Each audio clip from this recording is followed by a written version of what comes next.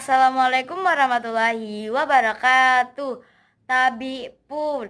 Halo semuanya, perkenalkan nama saya Yulis Azara dari 11 TKJ 1.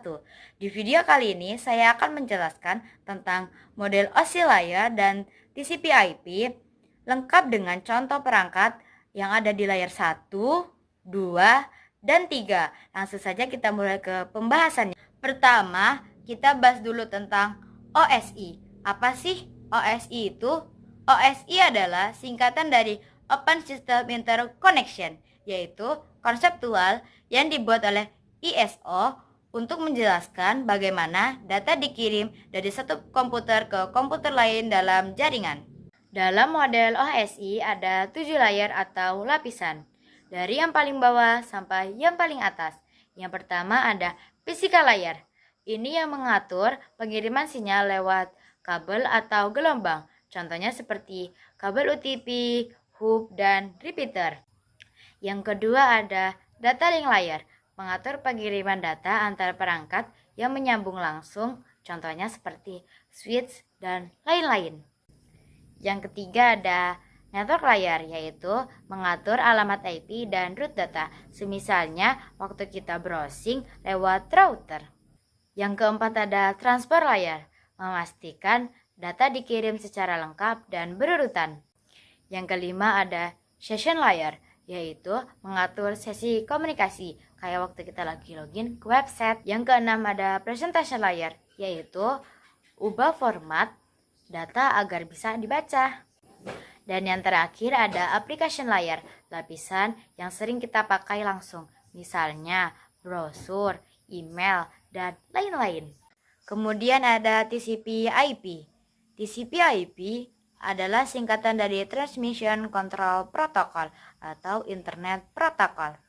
Dalam model TCP/IP terdiri dari 4 lapisan atau layer, yaitu yang pertama ada Network Interface Layer, setara dengan layer 1 dan 2 OSI, mengatur pengiriman data lewat kabel dan perangkat fisik, contohnya kabel, switch, dan hub. Yang kedua ada Internet Layer, setara dengan layer 3 OSI, mengatur pengalamatan IP dan proses routing, contohnya router. Yang ketiga ada Transport Layer, menjamin data dikirim dengan benar pakai TCP dan UDP. Dan yang terakhir ada Application Layer. Disinilah aplikasi seperti HTTP, FTP, DNS bekerja. Kemudian ada perangkat pada layer 1, 2, dan 3. Yang pertama ada layer ke-1, perangkat, kabel UTP, fiber optik, hub, dan repeater.